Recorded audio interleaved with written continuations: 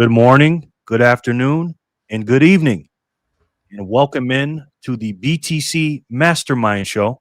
I am your host, Jerry Loves Freedom, and my co-host here, aka the panelist, aka the man, aka 88 Sats Radio, Happy Sats. Jor, Jor, how are you today, sir? I'm doing good, man. I'm doing good. It's a rare day where we're moving here. It's been nothing of the sorts for the last 6 or 7 months, so it's kind of a weird feeling, but still a rounding error. Yes, exactly, exactly. This is pennies on top of pennies when we look back at this. But right now we're caught in this quote unquote bear market, and we think this is a big deal short term, but long term, this is not even a blip on a blip on the map. Welcome in, everybody. BTC stands for Be the Change, and Mastermind means you're the mastermind of your family and your legacy. And that's what we're here to talk about today. And we have some obviously big news. Bitcoin is ripping today in the USD fiat currency price. Scotty's in the house. Scotty says, hello, is this the right place for explosive 69s? And it is, Scotty. It is. Why does Jor look beat up in the thumbnail? We changed it. I told you in the morning the bull market is back. Did they tell you that, Jor? He did. That was a pump for ants, Alien says. Bitcoin is still alive. Yeah, we had to hit it with the stick. You know, say, are you there? Are you there? Are you there? Morning, good morning. Bear trap. We're going to talk about that.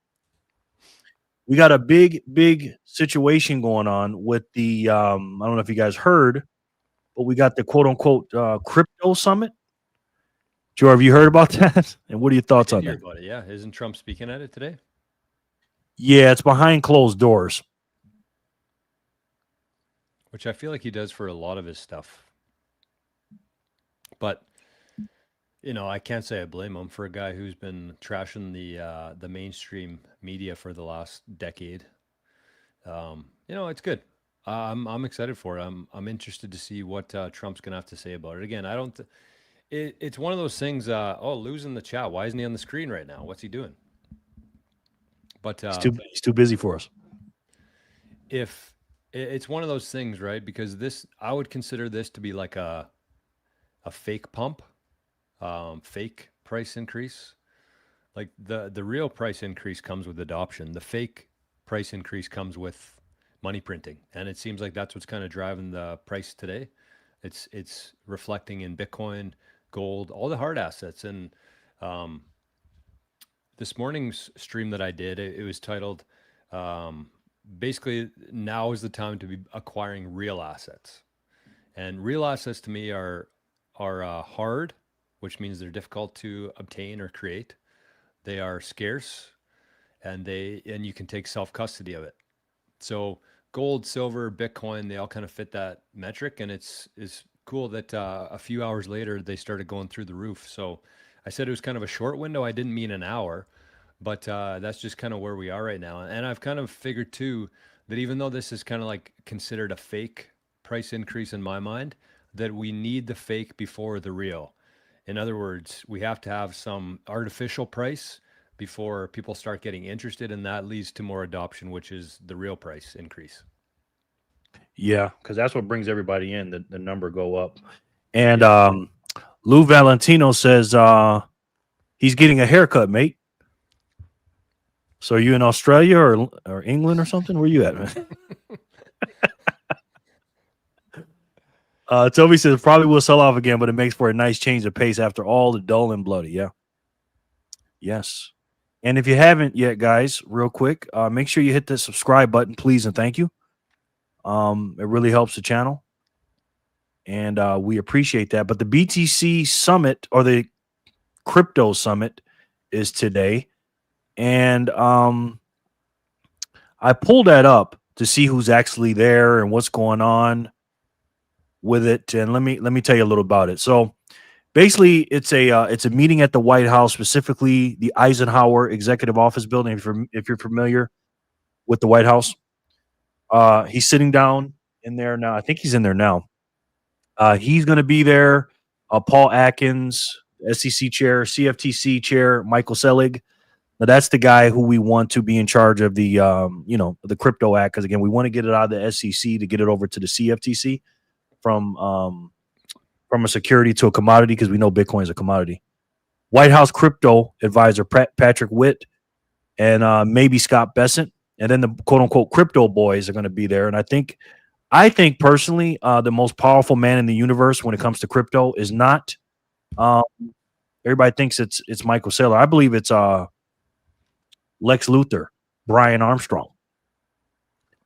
He's got more. He's got more Bitcoin than anybody. What do you think about that? Who do you think is more powerful, Jor? Michael Saylor or Lex Michael Luthor? Saylor, for sure. Brian Armstrong's a freaking dipshit, man. Brian Armstrong's trending the wrong direction. If Brian Armstrong just would have held on to the Bitcoin that Coinbase had and didn't do anything else, he would probably have more Bitcoin than Saylor does today. So he's trending in the wrong direction. He's trending towards the crypto, the shitcoins, and probably a decreased amount of Bitcoin that Coinbase holds. Whereas Saylor's going the other way. He's acquiring, even though he's been kind of talking about the STRC stuff and trading on Solana now. I think it's a reality, and this is something that we don't really talk about probably enough as Bitcoin maximalists. You and I would consider ourselves to be, is that there's going to be a lot of use cases, and we had Larry Fink's been talking about it, Vlad from Robinhood. These guys are talking about tokenization. Caitlin Long was talking about it this morning too. It's definitely coming, and so it's not all going to happen on the Bitcoin network, contrary to popular belief amongst Bitcoiners. But there are going to be different tokens. Now, does that mean that it's a good idea to go out and buy some Solana or Ethereum? No. Those are utility tokens. Even if they do end up being used for this kind of thing with tokenization, they're not a store of value. Bitcoin is much different in that regard. So even though they are all considered to be crypto assets, Bitcoin is definitely in a league of its own in terms of where you want to be storing your energy. Agreed. But I think, actually thinking about it now, and I just came up with that when I thought about Lex Luthor, aka Brian Armstrong. I think he is more powerful than Michael Saylor. Why? Jor? And I'm gonna tell you why. Well, first of all, we're saying that Michael Saylor is acquiring Bitcoin. Where's the Bitcoin at? Where's Michael Saylor's Bitcoin? For now, today. But who has it though? Right, but who has it? Coinbase, correct? If I'm not mistaken. Yep. Just saying, man. I'm just saying. I'm not saying Mike. That's a good point. So I'm not saying Michael Saylor, if he walked into this little crypto summit, that it'd kick him out. Of course, he could probably go.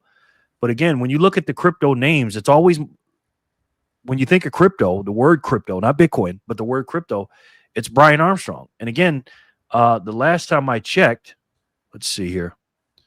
I have it here. Last time I checked, Coinbase has 854,430 Bitcoin. Which isn't their Bitcoin, but they're the ones who hold the keys to it. So it is. I agree. I agree. But what do we always say about not your keys, not your cheese? Meaning somebody else has the keys, right? So who has the keys at Coinbase? Coinbase, right? Because you don't have them. Your keys are not with Coinbase. Their keys are holding your coins.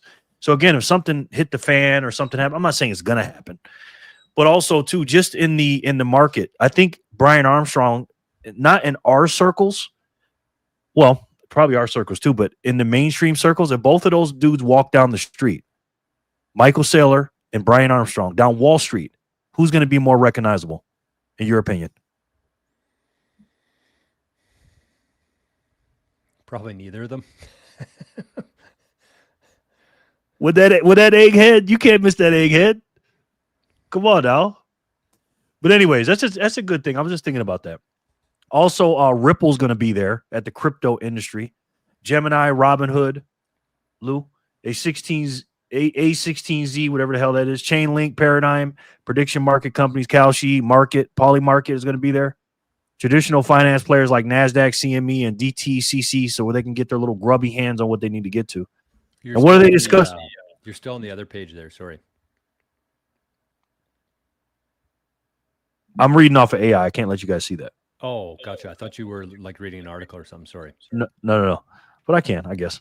What are they discussing? No, I gotta pretend like I'm going off my head here, but I'll do it. That's one of my secrets. I never show my AI page. Hey, you know what I said the other day on my stream, Jerry? Is like somebody tried giving me shit because I looked into, I forget what it was now. It was like the new hashing algorithm that the Luke Dasher Jr. coin is using. And they're like, this guy doesn't know anything about Bitcoin. He has to use AI to get his info. I'm like, you know what? Every other Bitcoin channel that you would be watching a video of pre-recorded, they're all using AI, and they're not only just using AI, they're literally reading from a freaking live teleprompter with what they're talking about. So it's like these tools are available. You have to utilize them. So I don't think me or anybody here is going to fault you for getting a summary of what the hell's going on in situations. Yeah, that's true. They pull up a thing and you could tell when they're reading off it.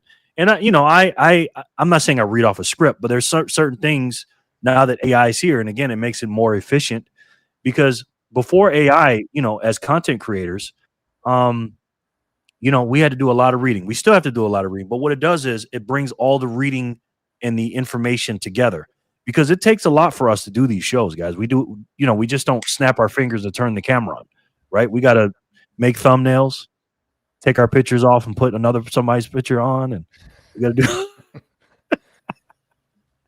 George texted me saying, "Man, get your ugly mug off that picture, man. You got to put somebody else on." I said, "All right." Leverage AI like we leveraged the internet when it first came out. Yeah, exactly. So also they say, what are they discussing? No official detailed agenda has been released, but the main topics are expected to be. And again, guys, this is behind closed doors.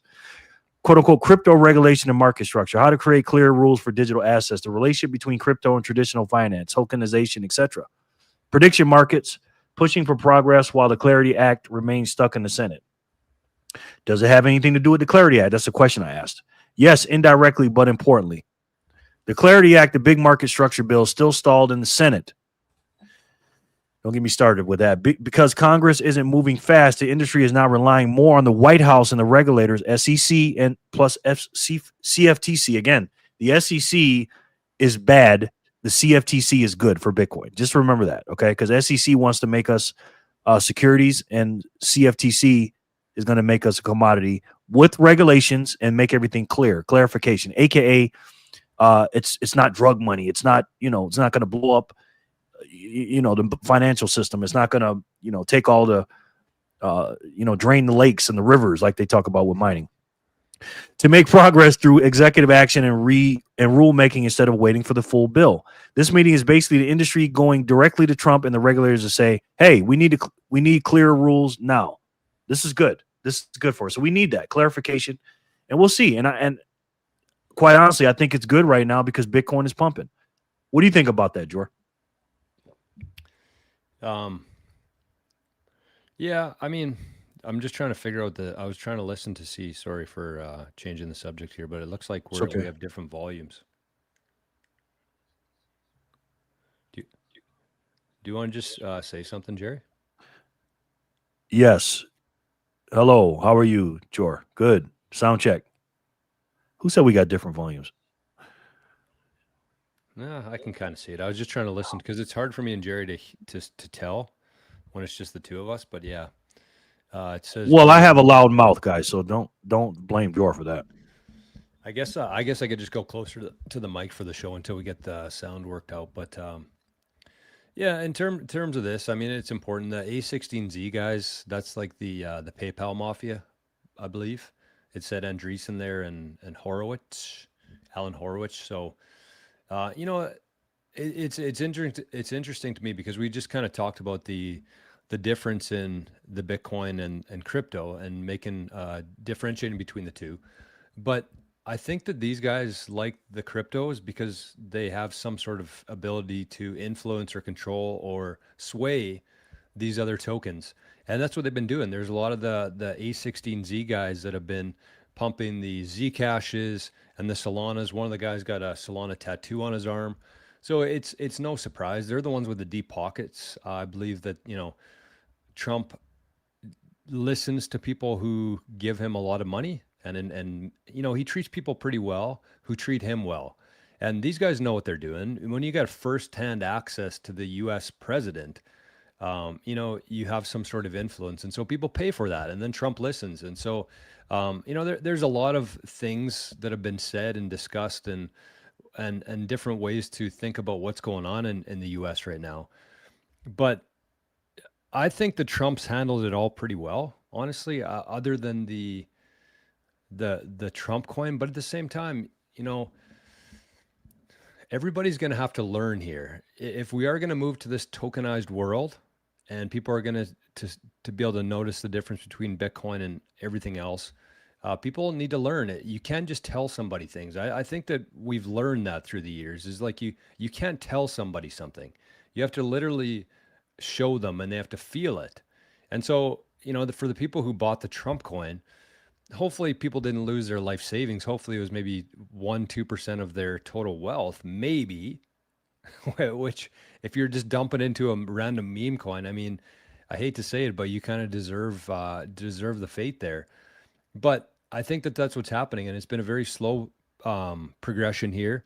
The Clarity Act, I think, is important for people like this, the PayPal Mafia, the Wall Street, and for the price, for us to get to the next level, I think it is going to require some clarity, I guess you'd say. But even yesterday, like I heard Scaramucci, he's like, yeah, Bitcoin will get back to 100K with or without the Clarity Act. Well, yeah, no shit. Like, it was at 120 6 months ago, and obviously there wasn't a Clarity Act. So these talking heads, it just kind of bothers me of how out to lunch they are with everything, how much they just try to control the narrative. And they don't really add anything to any sort of conversation. But I guess where I'm going with it is none of it really matters long term. But short term, I do think that if they can get the Clarity Act stuff, if they can get in agreement with some of these things and move forward with it, I do think that it'll be a massive inflow of capital into Bitcoin, into crypto overall. And it might be what, is the catalyst for this next bull run. 100% agreed, man. Welcome in, Sin Diesel. Good to see you, man. Ginger, good to see you. Iman, good to see you. Yeah, I'm in the same boat, Jor. I'm starting to think a little bit different, right? Again, like you said, you just can't tell people stuff and make them learn it from telling them, right? So here's my new approach. Now, I'm going to say something to the Bitcoin maxis, and I'm not telling you what to do. I can make a suggestion, but I'm telling you what I'm doing. I am a Bitcoin maxi when it comes to my savings, right? But I'm also saving a little bit in cash because there's nothing else to save in, right?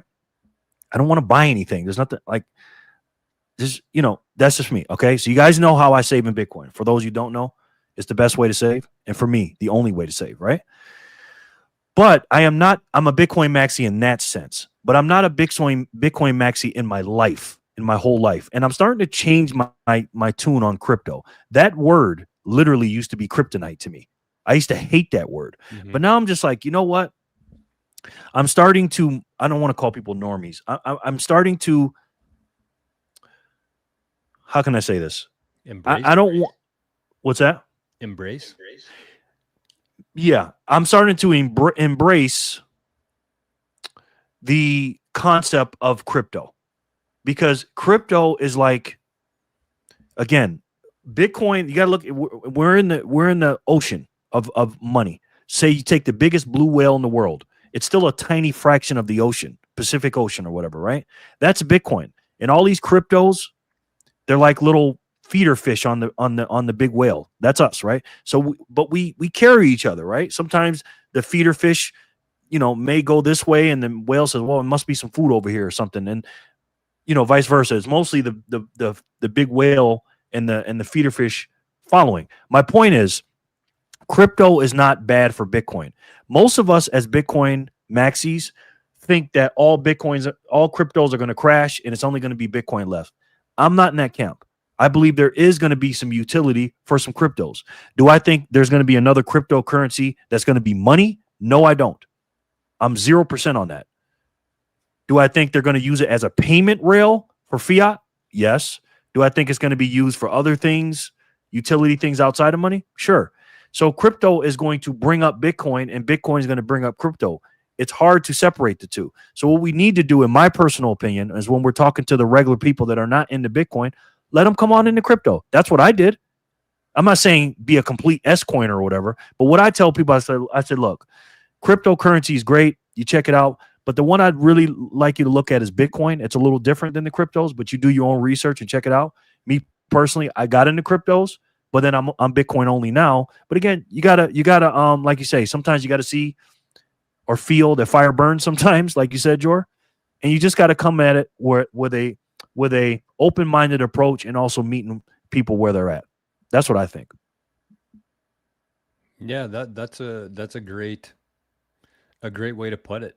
And you know, I've kind of struggled with this through the years in the sense of I still remember certain times and conversations I've had with people, you know, not on the streets, but in just out in public, right? And people would come up and say, you know, how's crypto doing? Or you're big into crypto, right? And you know, it took everything in me to not punch them in the face for one, but like that's still how they see it. And I felt the need to like differentiate the two. I'd be like, yeah, you know, Bitcoin mostly, or Bitcoin. I only do Bitcoin. I don't really deal with anything else.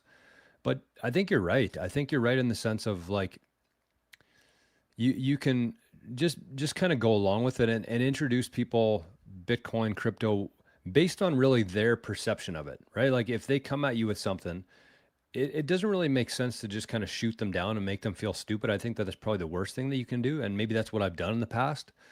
But it makes sense to me, kind of what you're saying is like, you know, if they want to try it, don't recommend them. Like, don't give them any crypto tokens that you suggest that they buy. Just say, yeah, cryptos I think is going to be a big part of our future. And me personally, I use a few different ones maybe, or I just kind of lean towards Bitcoin, kind of like what you said there, and then just let them learn. Hopefully, they don't put a large percentage of whatever they do. But again, you have to realize that anybody who's going to be coming into crypto or Bitcoin, they're not starting with $100,000, right? Like they're going to get a couple, maybe a couple $100 worth, a couple $1,000 worth, just to kind of dip their toes in.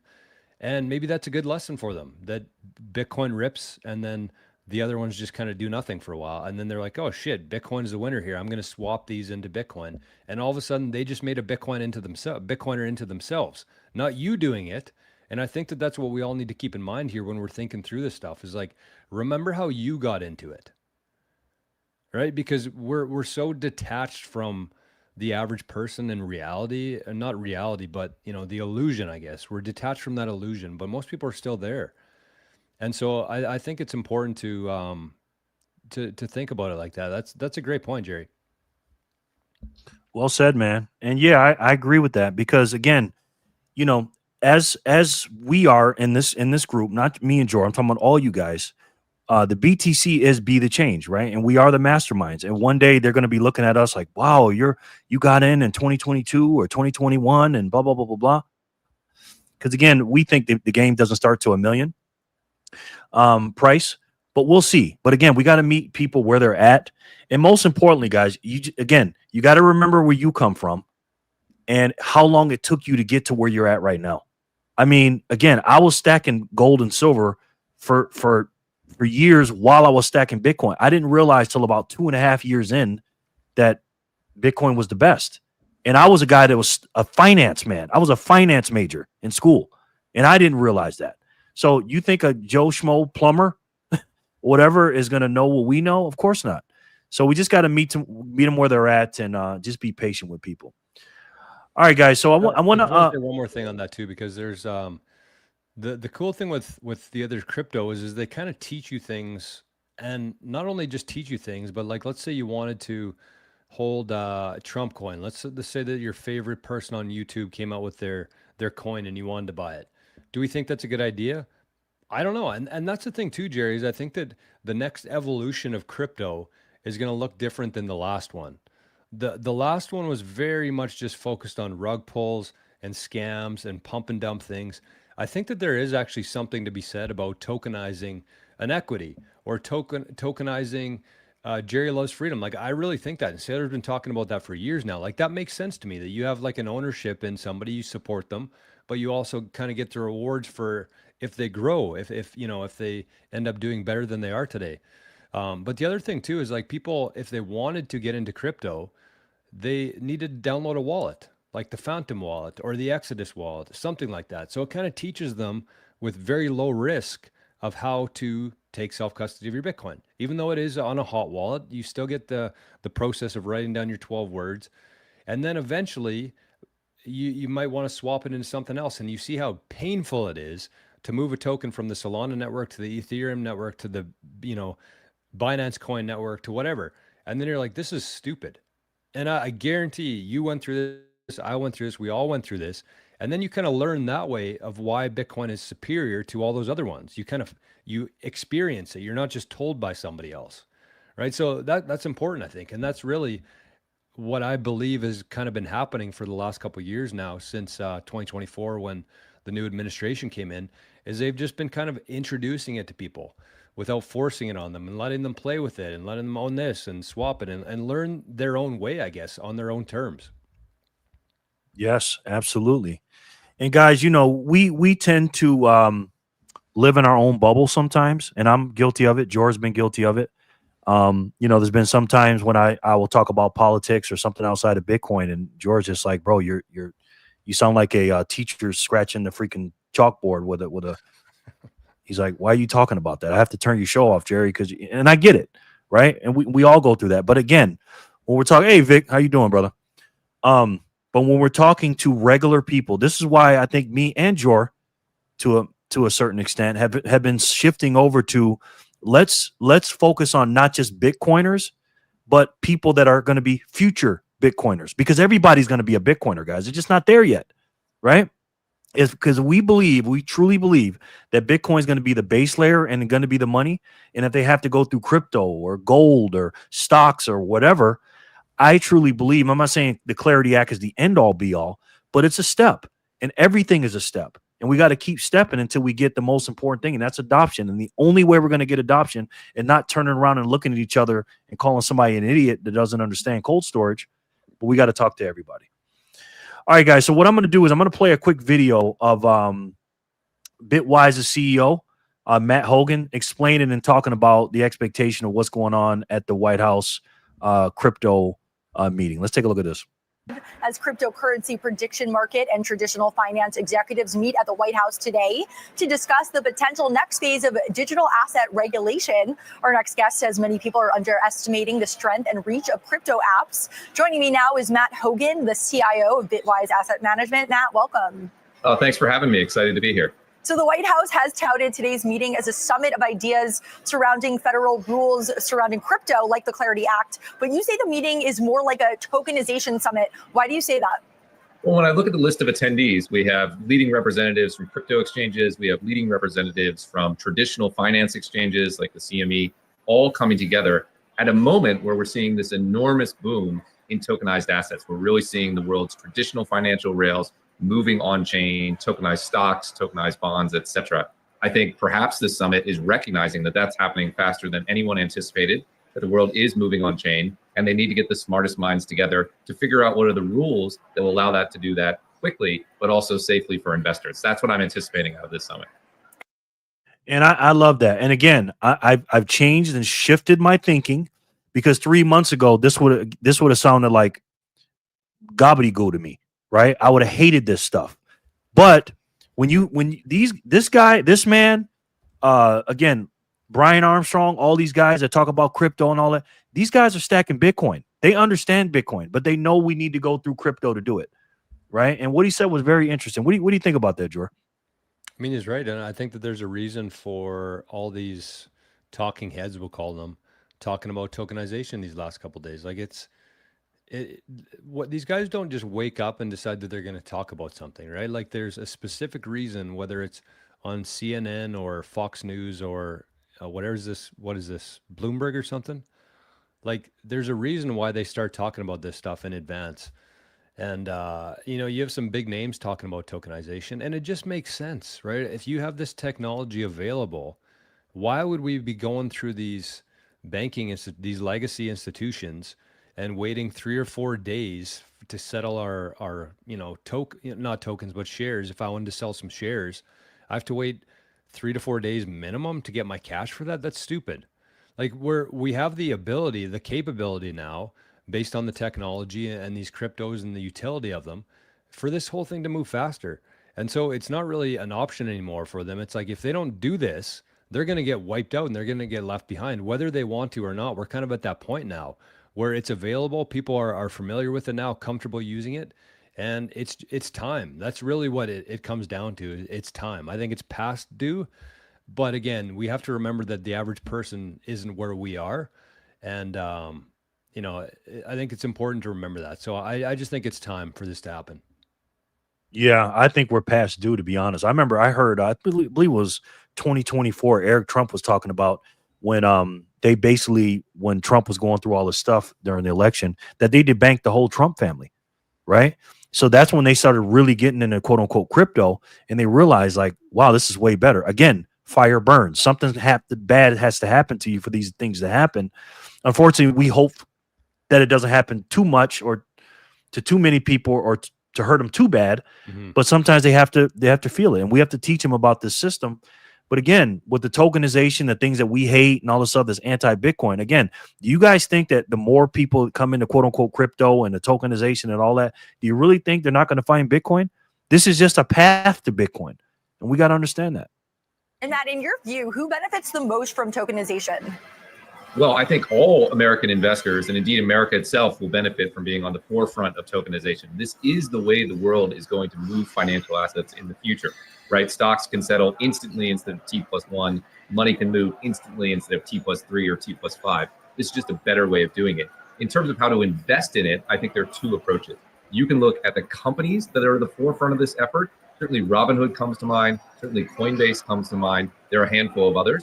Or you can look at the crypto apps, or specifically the DeFi apps that are the center of this movement. As you mentioned at the start, I think apps like Uniswap, like Hyperliquid, like Aave, like Chainlink, that support tokenization are probably fundamentally mismeasured by the market, have a great deal of upside if the market moves in the direction I think it will. And of course, another big item on the table for discussion is the Clarity Act, which would establish a regulatory framework for cryptocurrencies and digital assets. It has passed the House, but it is stalled in the Senate. What do you think is holding it up? Yeah, I think it's politics. I think it's Washington that's holding it up. If you look, Democrats are holding it up, sir. Just say it. Democrats are holding it up because, again, this is why I tell you guys, we got to meet people in the middle and stuff like that. I'm not saying be a political expert or nothing like that, but I study this stuff every day. And again, I'm trying to be more of a normie channel and, you know, backdoor people into Bitcoin and stuff. But the reason why they're stopping the Clarity Act right now, let me just cut off the fluff because he's about to give you some fluff, is because the Democrat Party doesn't want Trump to win. And Bitcoin and quote unquote crypto is going to help us win. And they're trying to use him as, you know, he's the bad guy and we can't give him anything and this, that, and the third. And the drop to 50K is going to hurt a lot of people. Yeah. So again, my personal opinion is because of the Democrats before I start ranting. Underneath the Clarity Act, all it does is increase investor protections, provide some certainty so entrepreneurs can build, help create the conditions so America can lead as finance moves on chain. What's holding it up are concerns about ethics provisions, are infighting between the banking industry and the crypto industry on the rewards that are paid to stablecoin holders. The thing is, those are small potatoes. They're important that we get them right. I'm in favor of ethics provisions. I think we need to be thoughtful on how stablecoins work. But 99% of the bill that will provide fundamental protections to investors and help this industry grow in the US and not abroad, I think everyone agrees on. My great hope is that Washington can see past their petty squabbles and instead focus on the big picture and indeed pass clarity in September. I don't know that we'll be able to do that, but if we do, it'll be a good thing for investors and it'll be a great thing for the crypto market. I think it'll kick off a major bull market in these assets. I agree. And the thing is, he said something very interesting. He said putting money on the time chain or the blockchain, and he also said the battle between the crypto and the bankers, because that's what it is. The bankers don't want to give up their power, right? They just don't. They got so much power and influence and stuff like that. And they know, like, what's our boy's name? Jamie Dimon. He's trying to pretend like he hates Bitcoin and all this other stuff, and he's stacking. He's worth with companies and stuff. So that was very interesting. What do you think about that, Drew? Bankers are going to have a bad decade. I know that for sure. They just are. They're using dinosaur equipment. They've had too much control through the years. And you know, for the last 100 years, we've lived in a very centralized world, and the bankers have been kind of at the forefront of it all. And you know, it's gonna be nice to see some banks will adapt fast enough. I just don't think that the majority will, because they move very slow. You know, they want to make any change to anything, they got to go 6 months, 12 months, and I think we forget that as Bitcoiners too, of just how slow everything moves and how slow they are to catch up to where we are. I know ideally in a perfect world, we'd all kind of be going at the same pace here, but it definitely doesn't work like that. And so, yeah, I mean, he was kind of going through, and that's one of the things that I've been hearing a lot of is like, okay, well, if tokenization is going to be a thing, which it is clearly, how can I benefit from that? What should I be buying? He mentioned like Coinbase, Robinhood, these different cryptos. No, it's maybe short term if you want to speculate a little bit and have like a quick pump and dump and get rid of it, maybe. But the thing that's going to benefit most from all this is definitely Bitcoin, because everybody's going to be familiar with holding these wallets now, their tokens, their everything on their phone, kind of already there. But again, as they do these things and they see, they experience things for themselves, they're going to see that, hey, all this stuff is just kind of fugazi. There's people involved, there's corporations involved, there's these banks, there's these laws, everything's going on here. But then over here, there's this thing that I can easily swap for my cash, for my Robinhood shares, for my everything, called Bitcoin, that doesn't have any CEO or any sort of involvement by anybody. And it doesn't matter, you know, what their earnings was. So I think it will be a very slow grind while all that money kind of shifts into this, we'll call it crypto industry. But there's definitely going to be a large percentage of that inflow that gets put into Bitcoin. And so I think that long term, Bitcoin is going to be the biggest winner of this. Short term, yeah, there might be ways to speculate and some quick profit to be made. But I mean, if you're thinking like a Bitcoiner and you have very low time preference, it just doesn't make sense to me to be allocating your capital anywhere other than Bitcoin right now. It just doesn't. Exactly. But it's going to take a long time for people to understand that, because when I look at the Bitcoin price, it's just like, okay, people just don't understand. That's all. And everything you said was completely correct, because you can think about it, right? Look at government agencies now, because banks, even though you have local banks and stuff like that, they do the printing too, but the government, the Fed, all these guys, they're very, very slow, right? Okay.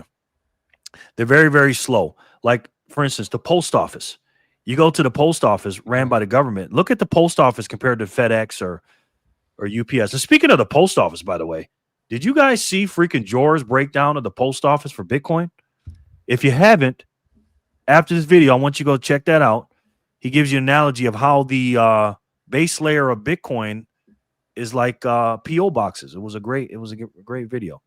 But anyways, yeah, you go into the U.S. You like that? You go into the U.S. mail, and I'm just like, what the heck, you know? And then also the government, like when Doge came in, and they said they had like paperwork from back in the 1930s down in a basement. It's like, what the hell is going on? You got to let the free market be. Yeah, that's everywhere. Yeah, exactly. Like Elon Musk. They because they would say, oh, you know, the government subsidizing Elon Musk. Elon Musk's company, SpaceX, is more efficient than NASA is.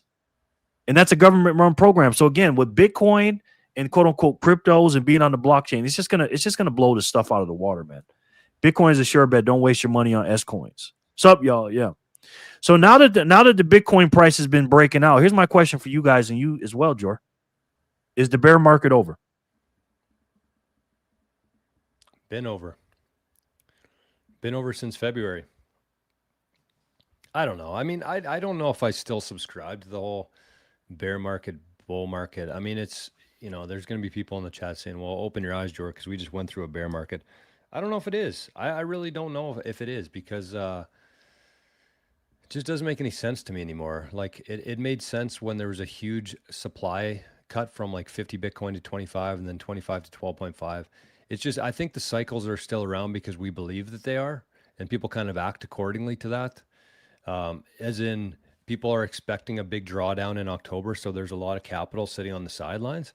But once we get some traction, I think when people see that it's not going down further, that's going to pile in, and then it just kind of amplifies further. But I really believe that these cycles, we'll call them, are just kind of self-fulfilling prophecies at this point. There's really no reason for it other than, it's just the narrative that Bitcoin's going to go up and then it's going to come down. But clearly, it's not going up as high anymore on like a 4-year cycle kind of thing, but it's also not coming down as much as it did. I just think you'd have a hard time arguing the point of like, okay, well, we didn't get as high as we did, we typically have the last bull run, we'll call it. But for some reason, people think it's going to go down just as much as it usually does in the bear market. That doesn't make any sense to me. How would it be a muted bull, but just a normal bear? That makes no sense to me, especially with everything going on with the Clarity Act, with a new administration, with the tokenization, with more money printing, with all this stuff. It just that small little calculation there of like muted bull but normal bear, it just doesn't make sense. So, at some point we are going to break loose in a very big way. I don't know what that is, but I do know that when that day comes, or that week, or that month, whenever that is, they're not going to stop and say, "Oh, we're not at the right time in the cycle right now." It's just going to happen. And so that's when the cycles end. And I think up until that point, we just kind of make up a narrative for the reason, the price being up or down. That's kind of how I see it. I could be wrong about that, but that's just how I see it. It doesn't really make sense to me otherwise. Yeah, it makes sense because again, we cover it from different angles, and we do this. This is kind of like our job to do it like this, so we have to look at it from different angles. But right here, guys, this is the Fred. This is the M2, MTSL, aka the liquid money supply, and is measured in billions. And these gray areas here are the recessions in the world. So as you can see here in 2001, right before September 11th happened, we were in a recession. And then obviously the big one, the great housing recession came.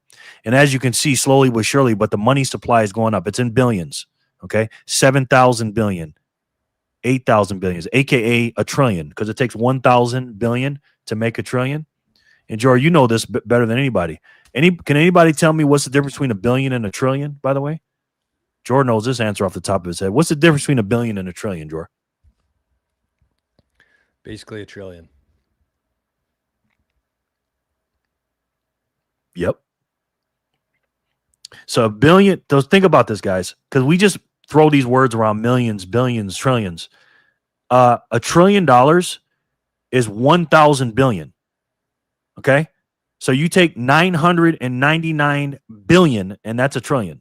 I mean, that's one less, 1 billion off of a trillion. So basically a trillion is one less billion.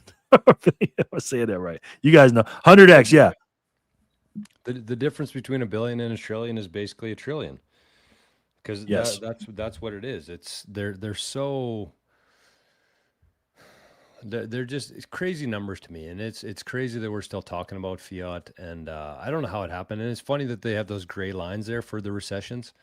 I mean, I don't know how you wouldn't say that we're in a recession right now. It's just they're just changing the metrics, they're changing the measurements, they're changing the wording that they're using. I mean, I know for a fact that people have never worked harder for less than today. Look at any metric out there. The over 30s who are living in their parents' basement, the average age of people having children, the average cost of a grocery store trip, everything. I know that for a fact. Maybe in the 1930s, the last Great Depression, I think maybe.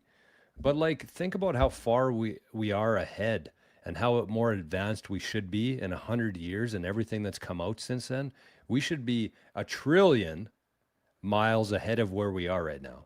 If we had a fair money, if we had a fair unit of measurement, if we got rid of these dipshits who get to decide, to print more money and when and how to change the metrics to fit their narrative. It doesn't make any sense.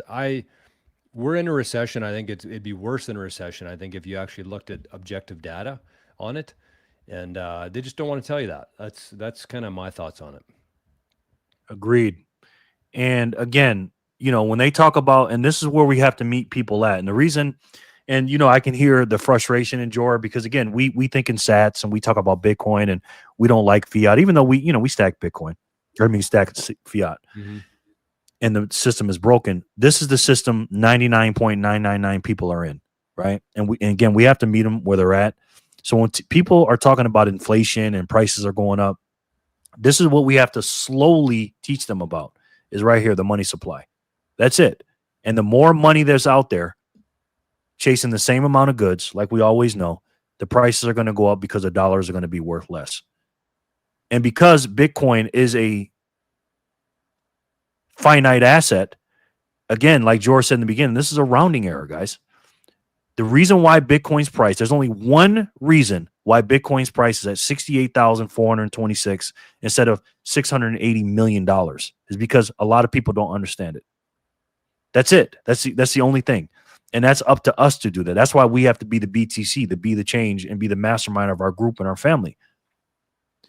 So regardless if the bear market is up or not, again, these sats are on extremely amount of a big sale. Philip says, well, thank God I have a fiat buffer because my car is Dennisville. Yes. And it's crazy what's going on here, guys. And it's frustrating. We know that because we're caught between a rock and a hard place right now on the timeline where we're at because we know about Bitcoin, but we can't freaking use Bitcoin and nobody wants to accept Bitcoin. And it's frustrating. So that's why we kind of like group up together and huddle up together and, hey, Jor, you want, some of this or you want some of that? And we get on Nostr and we're trading things back and forth and trading ideas back and forth because we can relate to each other and we're trading the best money in human history back and forth. And it's frustrating. I know that. But again, we got to meet people where they're at. Yeah. I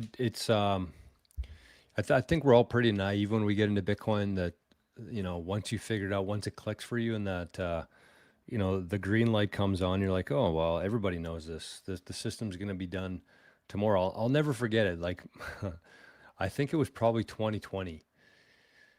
And, I believed for a couple of months that at some point, that year, the banks would just stop, that people would figure, catch on to the scheme and people would just go take their money out of the banks.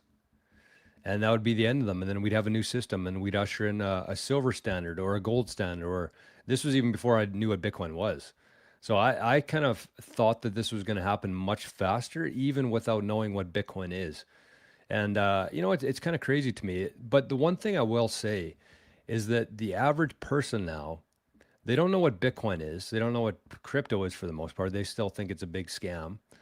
But they know now that money isn't real. They know now that people have the ability to create money, and that's what they're working for. That's what they're taking their time and energy to do, is to work for a currency that somebody else can print. People are catching on to this right now. And I'm noticing this when I have conversations with people. Again, they don't know what the solution is. They don't know about all, what we know, but at least they're kind of at the gates now. They're at the starting point where they're starting to ask questions and they're starting to say, hey, what can I do? Life is getting harder. I'm working harder and it's just becoming more and more difficult. Oh, it's because they print money. Okay. So then what do I do? Do I get a house? Do I get, a rental property? Do I start buying gold and silver? Should I, who knows? But eventually, and somebody mentioned this in the chat earlier, is like all roads lead to Bitcoin. We know that. None of us started in Bitcoin. We all came from different paths here, but we all ended up on the same path now. And everybody still is just kind of going in chaotic, but they're all going to end up on the same path, which is Bitcoin. And it's going to be a beautiful thing to watch. The world needs it now more than ever. And, just be patient with it, man, because in a couple months from now, I'm guessing whatever dollars you're trading for Bitcoin today is going to be a whole hell of a lot less. And at some point in the future, no matter what you do, no matter how hard you work, your balance of Satoshis isn't going to move that much up or down. And when we get there, it's going to be awesome. But I think we're a long ways away from that, but just take advantage of these times, man, and educate yourself. Learn how to protect them. Start thinking about different solutions of where you can hold them, what wallets to use. Just start playing around because, again, I don't think people realize how small of a niche we are right now. and how many people are coming in the future, and how much value they actually have inside of their mind that they're going to be able to help other people with, and hopefully profit from that in some sort of way. So just take this time, instead of being frustrated of like, why is it taking so long? Why can't people see what I see? Just sharpen your own sword, learn the skills, master your self custody, try different things. There's so many different tools and resources you can be using. And then when on their own time they show up here, you're going to be the person to help them, and you're going to be equipped to help them. You're not doing yourself any favors by just bitching about, how much things cost or why nobody's understanding what's going on here. Just take advantage of this time and don't bitch about it. Absolutely, man. And you know what's crazy? I didn't start off being a YouTuber or whatever when I started making content. I was the same way what Georgia said. Oh, everybody's gonna wake up. They're gonna run to the bank and they're gonna get their money. I'll never forget this, man. 2019, I needed to buy a car. This is before the scamdemic started. I mean the pandemic. And I needed some cash to buy a car. I was gonna pay cash for it. I don't have checkbooks and all that crap. And it was a certain amount of money. It was over $10,000. And they said, well, what do you need it for? I said, I need it, to buy a car. And then I kept going, oh, okay, well, what kind of car is it? And they started asking me, and I'm like, and I stopped them. I go, ma'am, hey, this is my money I'm talking about. I don't have to answer questions from you. You're holding my money. I'm the customer. Well, there's certain things we have to do. And I'm like, and I never had that type of interaction with someone about my effing money. Now, this is before the pandemic started. So that just really woke me up. And so once I got into, doing YouTube videos, and I was like, all right, well, let me just help people, like bring in the herd of, hey, let's run the banks and let's talk about what real money is, what the system is broken and all this other stuff. I wasn't trying to get paid on YouTube, right? It just so happened I was just so consistent and made so many videos. After a while, it piled up, and it takes for you to get to the monetization. And I'm telling you guys this for a reason, because me and Jor advocates of starting a YouTube channel. And I'm not saying you got to make $1 million on YouTube, but I think everybody should have one, like Jor said, because you are the change. You're going to be the one out here teaching people. I know you probably think, oh, I only got 4 million sats, and I can't talk well or whatever. Start a YouTube channel. Let me tell you this. So I did it for so long. I didn't have a lot of subscribers. Finally, I got to be a YouTube partner, right? And whatever, you get a couple bucks or whatever. They're changing it now. You have to be, before it was 4,000 watch hours. Now it's going to be 8,000 February 1st. And I'm telling you this because you can start now. But do you know, if you become a YouTube partner on YouTube, and I'm going to ask you this, Jor, live on the air, what percentage do you think, Jor, out of all the YouTube channels in the world, how many of them do you think are monetized? And I'm going to ask you guys that. What do you think, Jor? Top of your head without looking. 5%. It's 2.5 to 3.5%. So in other words, if you become a YouTuber and you get 1,000 subscribers and 4,000 watch hours before February 1st, and again, I'm not telling you to make $1 million, you could become the top 2.5 to 3.5%. Plus, you're a Bitcoiner. You're in the top 0.001% of people. Good guess. So again, think about being the change. You don't have to be the best at what doing this or doing that, be a talker, but show people what you do. If you're a plumber, make a video about how to plumb and blah, blah, blah. Then sit down every once in a while, every 10, 11 videos, like, yeah, times are rough out here. We went grocery shopping, me and my wife, and everything's costing a lot. So I had to get a little side hustle, and I'm trying to figure out where to put my money at. And the thing that I looked at was Bitcoin. And here's why. And just talk to them like a regular person. Jordan, what do you think about that? Yeah, I mean, people are kind of, I would say, silly not to be doing something. I mean, even if you are somebody who has a 9-to-5 job, it's just, it's pretty clear to me where this world's moving.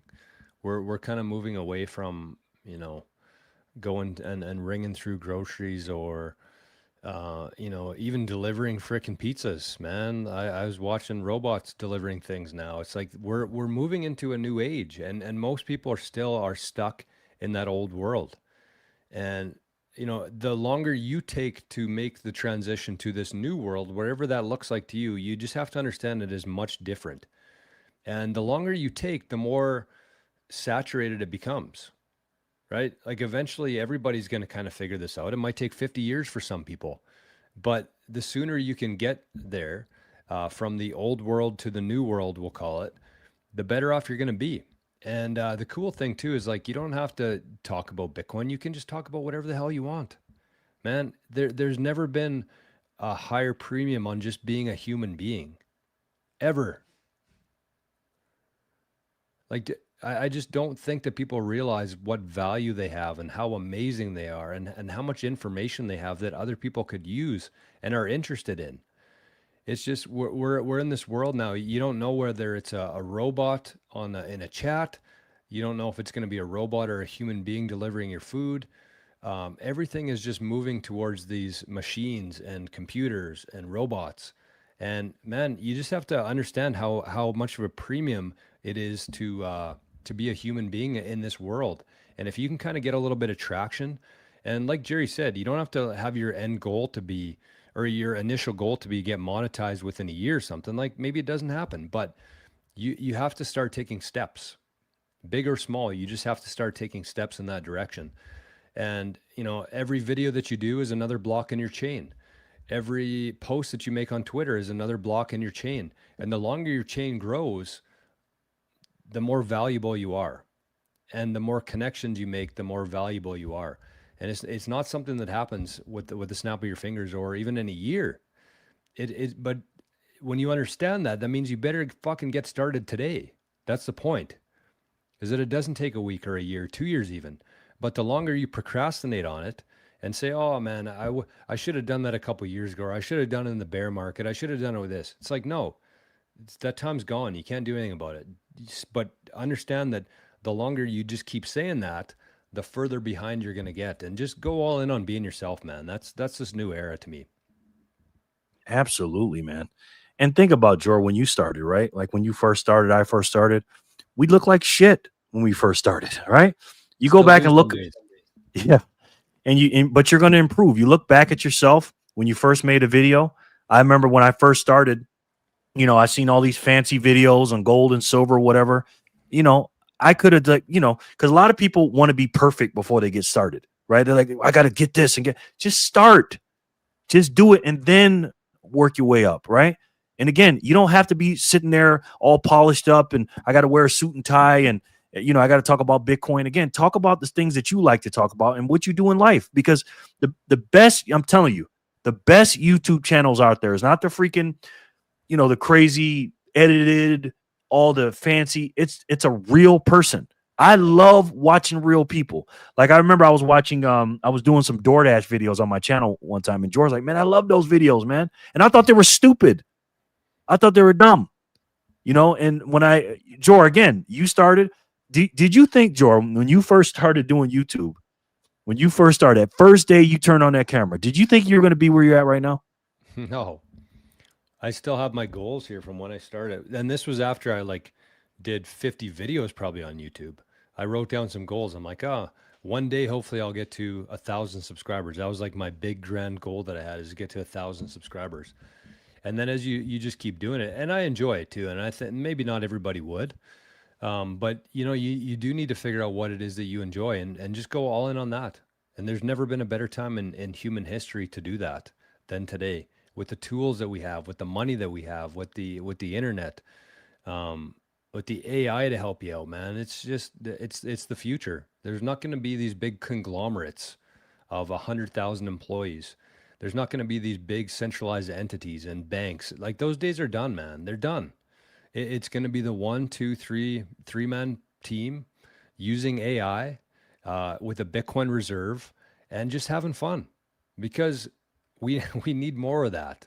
The world's been too serious, too evil, too centralized. It's over. And you can be at the forefront of that today. You just got to make that decision. Absolutely. Well, guys, we really appreciate you guys being here so much.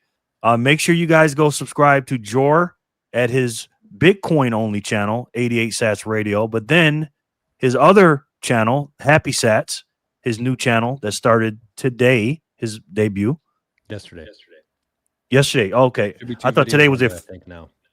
Okay, I thought today was the official I know you got 2 of them, but I thought today was like the official by itself video today. There you go. But okay.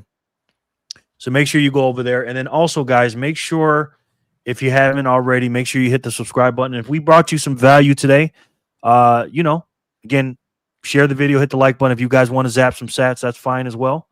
But we really appreciate you guys being here. Thank you guys so much. We'll be back tomorrow. Jor won't be here tomorrow. Hopefully I can get another panelist, but I might be by myself, but we'll see. All right. So thank you guys so much for becoming a member or a subscriber for the BTC. I'm still trying to get my closing down. I'm so used to doing my show. Thank you guys so much for being a subscriber to the BTC. Bye-bye, guys. Channel, the BTC Mastermind. Remember, you are a mastermind, and BTC stands for Be the Change. So be the change and be the mastermind of your family and your friends. All right. Thank you guys so much for watching. We'll see you on the next one. All right. Thank you. Bye-bye.